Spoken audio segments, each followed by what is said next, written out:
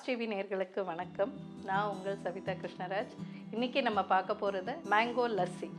அதுக்கு தேவையான பொருட்கள் மேங்கோ, தயிர், சர்க்கரை, நட்ஸ். ஸோ இப்போ எப்படி செய்கிறதுன்னு பார்க்கலாம். முதல்ல இப்போ சீசனல் ஃப்ரூட் மேங்கோ, அதனால் மேங்கோ எடுத்திருக்கேன் நான்.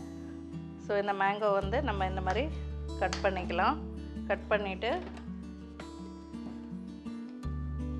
இந்த தோல் இல்லாமல் நம்ம இதை எடுத்துடலாம்.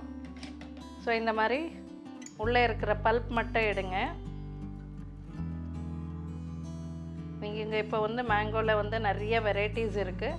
ஸோ உங்களுக்கு எது பிடிக்குமோ அதை நீங்கள் மேங்கோ எடுத்துக்கலாம்.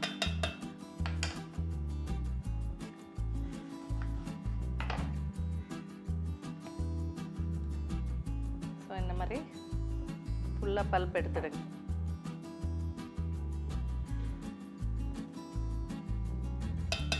ஸோ இது போதும் ஒரு கிளாஸுக்கு.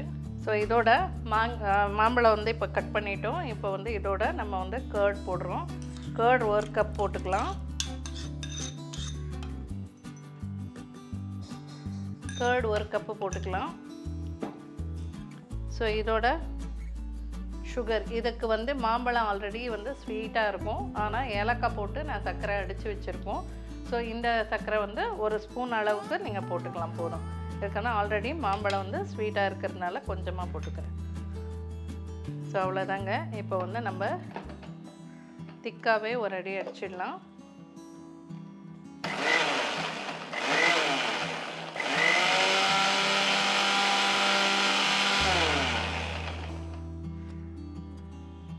ஸோ இப்போ கொஞ்சம் ரொம்ப திக்காக இருக்குது, அதனால் கொஞ்சோண்டு தண்ணி இதெல்லாம் ஆட் பண்ணிக்கிறேன்.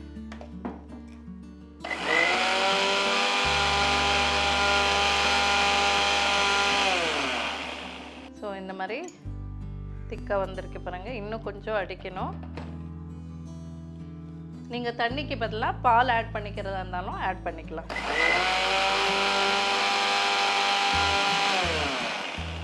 ஸோ இப்போ இது மாம்பழ லஸ்ஸி ரெடி ஆகிடுச்சு. இப்போ நம்ம எப்படி சர்வ் பண்ணுறதுன்னு பார்க்கலாம். ஸோ மாம்பழத்தை ஜூஸை அடித்தது இந்த கிளாஸில் போட்டுக்கோங்க. இதோட கொஞ்சம் ஐஸ் க்யூப்ஸ்,